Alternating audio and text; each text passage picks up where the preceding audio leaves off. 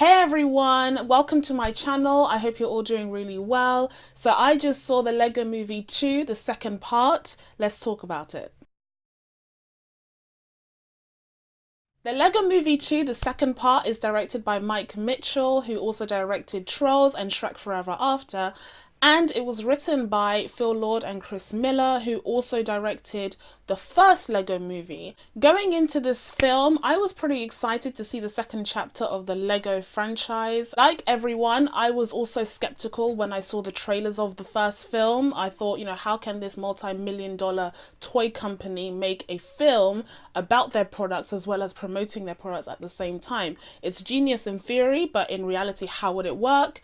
Turns out with Phil Lord and Chris Miller on board, it worked absolutely brilliantly. So I absolutely love the first Lego Movie. The stakes were pretty high going into this one. And I have to say that as a sequel, the Lego Movie 2 worked really well. It's not perfect, and we'll get into that during the review, but I would say overall I was pretty happy with the film that I got to experience. So with that said, let's talk about some of the good before we move on to some of the not so good. First off, this film is hilarious. This franchise in general is so funny. Even with the Lego Ninjago film, which is kind of the worst of the bunch, I would say that there are still some really funny jokes in there. And in here, they definitely go for it. There are some cameos that will just make you laugh out loud. And without giving any of them away, some of them are kind of predictable, but then some of them are just out of the blue, and then they do some call outs for other franchises as well who don't make an appearance, and it's just a really funny mishmash of different franchises that come together in this weird Lego format, and they work so well. The second thing is that the characters are great. So Emmett is so endearing and so charming in his naivete and also his ability to just see the best in everyone, and in this film they're kind of is more of an exploration of that, of his character traits, because whilst we see them as endearing, there are also some downsides to them. Their world gets changed, and so people change along with that world, except Emmett doesn't seem to be able to. So it's up to Emmett to kind of find his new place in this world when everyone seems to have changed around him, especially because we have the character of Lucy who kind of juxtaposes that,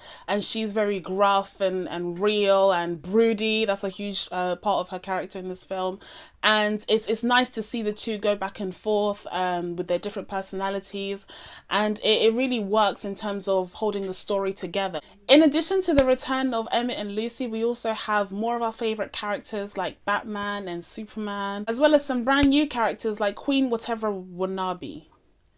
Of course, in any Lego film, I always think it's important to highlight just how genius this whole concept is and how well it is carried out. Whilst now we're used to kind of seeing the mishmash of different franchises, like in Wreck-It Ralph 2, things that are very hip in popular culture right now just coming together in one film.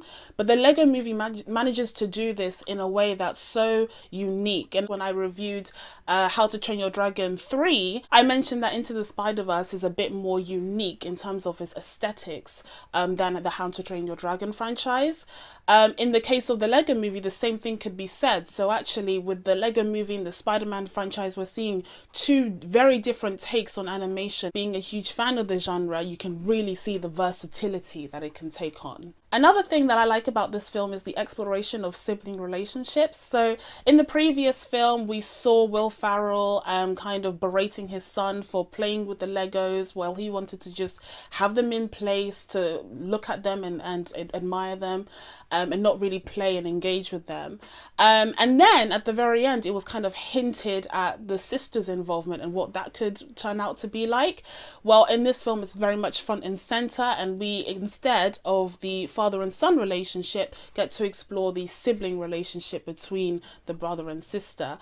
It's often the case that siblings are portrayed in films and in TV as being enemies. They're always against each other. I think it's very nice to see a different take on that, and actually even though some conflicts are explored in the film, we just get this sense of both characters coming together and playing and enjoying the Legos. We get to experience their two worlds made from their very different imaginations coming together, and it's really touching to see that. So I really enjoy the themes that are explored in this film, particularly in regards to the outside world that isn't within the Legoverse. Within the Legoverse, there's also great themes of friendship and accepting who you are. In the case of the human stories, it's much more specific and it resonates better as a result. And of course, it wouldn't be a Lego movie without some very catchy music, and they definitely make use of Everything Is Awesome from the previous film that became like a huge hit. Kind of like the Let It Go of the Lego movie franchise. But I would say they definitely up themselves with some more catchy music, including songs that actually talk about how catchy they are. It's very tongue-in-cheek and it's very fun.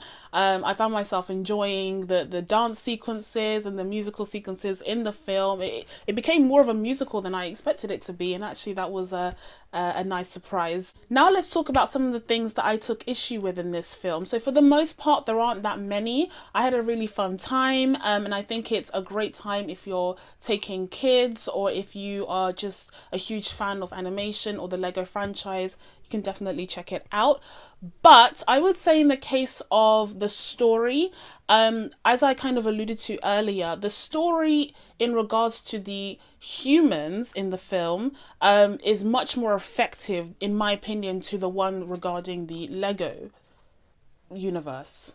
I feel like whereas in the first film, the humans were kind of the B storyline and the underlying message of the film, whereas the Legos were very much front and center, here we have a kind of almost a switch where the humans are actually the ones who are experiencing the most growth and the ones who are the center of the story and the heart of the story, whereas the Legos are just there to kind of facilitate that and kind of demonstrate that in the world of the imagination that is created by the characters. So I would say that even though the Legos do get far more screen time, it's definitely the Lego movie, the humans actually get much more screen time than in the previous film. So it really supports the idea that they wanted the siblings to be at the heart of the story.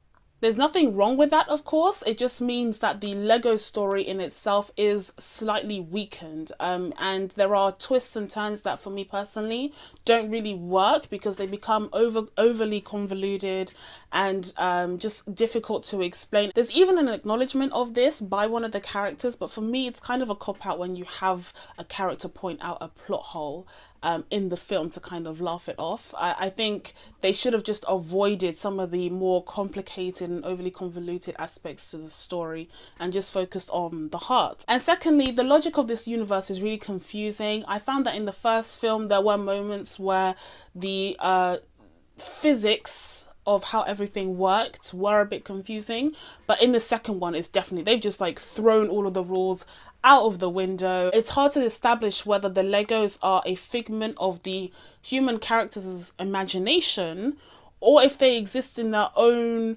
alternate reality where they are able to move and they are able to speak and communicate separate of the humans' involvement. Because I thought that it was the case of when they're playing, then the kind of imagination that surrounds that makes the Legos come to life. But I feel like it's more of like a Toy Story situation where the Legos are alive but they kind of just act dead.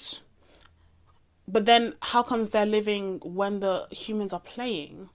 And then they introduce another element which goes back to the unnecessary complexity of this story, and that really makes things confusing because there's one thing, and this might be a minor spoiler, but there's one thing that I always say, and that is time travel doesn't work. Time travel never makes sense. It never makes sense. I'm sorry.